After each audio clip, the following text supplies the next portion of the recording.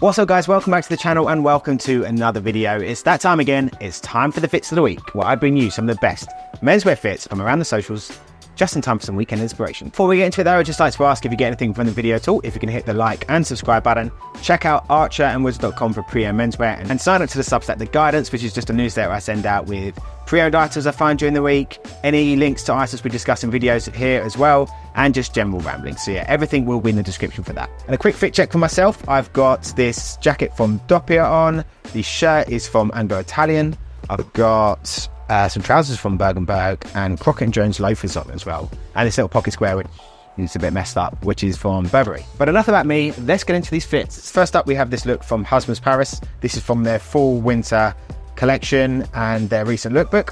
I did a little rundown of their lookbook on my Instagram, so if you are interested in that, head over to Instagram, it's at Mr. Luke Hodges.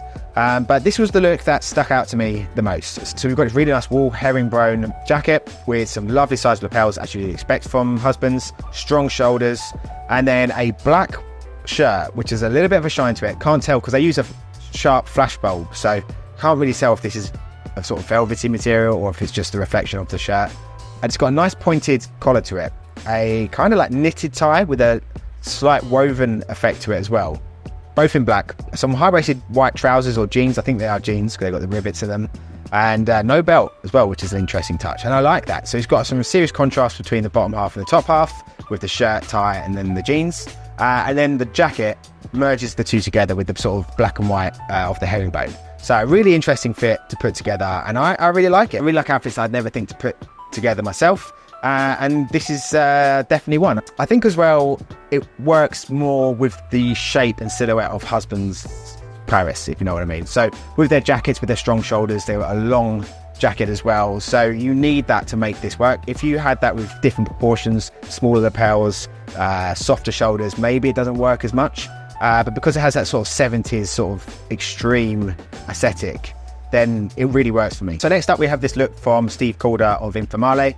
and he's wearing their safari jacket with a little sort of like utility jacket underneath, a t-shirt, and then some trousers in a kind of brownie, brownie. They've got a hint of purple in them, but look, brown actually from here, and then some brown suede loafers as well. So a really nice bit of layering. Really enjoying seeing some colder weather clothes now. I know we've still got a fair bit of sun today, but the weather is starting to turn a little bit. And yeah, this is a great way of layering with different shades and different colours, but all within a similar kind of tone. So I think it's done a really nice job of that layering there. It just shows how the brand itself have put together items that work together cohesively so well. So if you haven't checked out anything from Informale, definitely do. Their trousers in particular are fantastic, and especially if you're over in Australia as well, because that's where they're based. Speaking of a bit more cold weather materials, we've got Max Mogg here wearing this beautiful peak lapel double-breasted jacket with a Prince of Wales check, a striped tie, a pointed collar shirt, a lovely little Cartier tank on the wrist, nice bit of cuff showing as well. And yeah, this is really getting me excited about wearing other materials now. The summer's been great. I love linen. I like lighter sort of clothes, but you can't beat a grey flannel suit or a Prince of Wales check.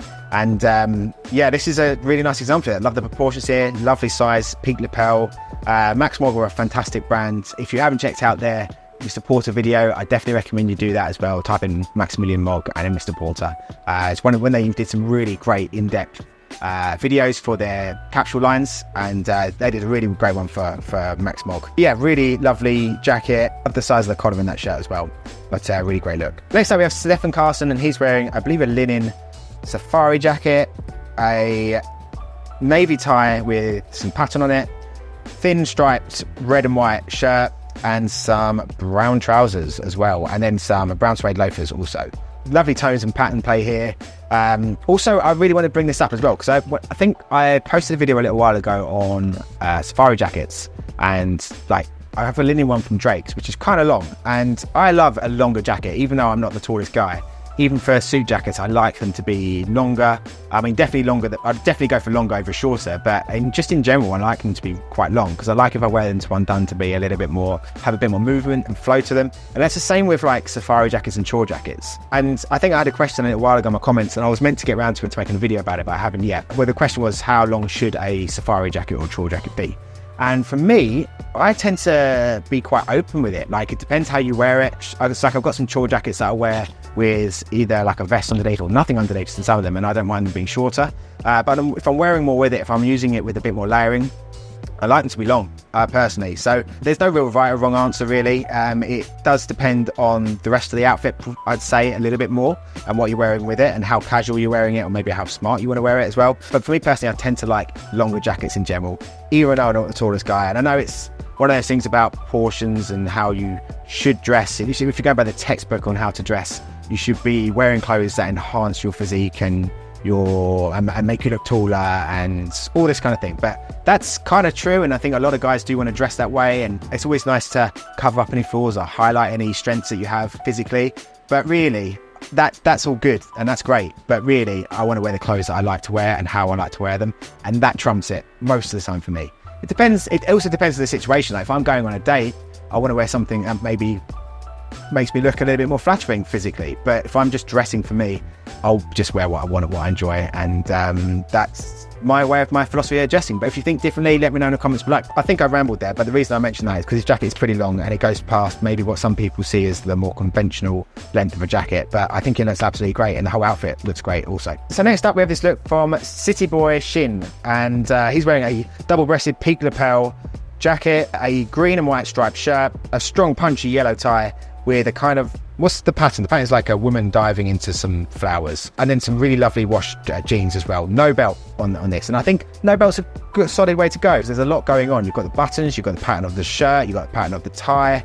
There's a lot of things happening, so taking away another little bit of clutter is probably a nice thing to go. And I sometimes fall into the trap, if there are belt loops, then wear a belt, but actually in this example I think is absolutely done the right thing going without. Really nice colours. Again, I'm someone that shies away from strong colours. I think it's done really nicely, and I think the tie is the best way to do it. If you're going to play around with big strong colours and a sort of centerpiece to your outfit, the tie is the best way to do it, as long as it's not comical or gimmicky, fits in cohesively with the rest of the outfit. I think the tie is a nice way to express yourself in that way. So next up we have Kevis Manzi, and I like to be super quick with the screenshot of this one. This is from one of his reels, and he had a couple of really great outfits in this one reel. I mean, they're all great, but there was two that really stuck out to me.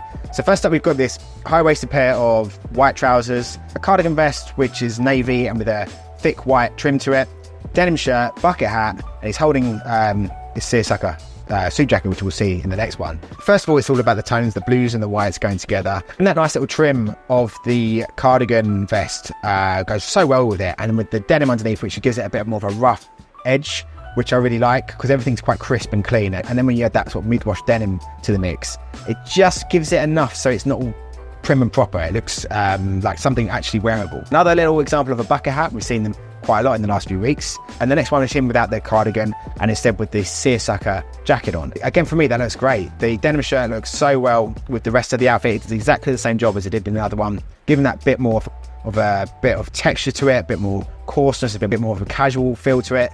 And then with the seersucker jacket on top, I love people making these a bit more wearable by using them as separates, because they are quite hard to pair off with other things. But I think this is a really great example of someone doing that. Very cool. Love those trousers as well, and definitely give them a follow if you aren't already. So next we have Sidat Patril and Emmanuel Favorin together. Again, another screenshot I took of a reel, so apologies for the weird poses. But Sidat's wearing these high-waisted charcoal trousers with a pleat in them, I think it's a blue shirt underneath, and a navy jacket. Beautiful proportions, lovely size lapels. He's got some dark brown penny loafers as well. Emmanuel is wearing a really nice pattern jacket with a striped, I think it's either grey and white or blue and white striped shirt. So you've got a big pattern with the jacket, the smaller, thinner pattern with the shirt. It's a high-waisted, like olive colours trousers. He's got a belt on, which I can't really see, and there's some black suede penny loafers, I believe. Two very different sort of styles there. Sidat wearing more traditional, darker colours, and Emmanuel going for a little bit more of a creative look, a bit more brighter colours. Both are absolutely great, and proportionally very much on point. But anyway guys, they were the fits of the week. Let me know in the comments below which one was your favourite. Do remember to check out archeryandwiz.com and sign up to the Substack The Guidance. Everything's going to be in the description. Thank you for watching guys, and I'll see you in the next one.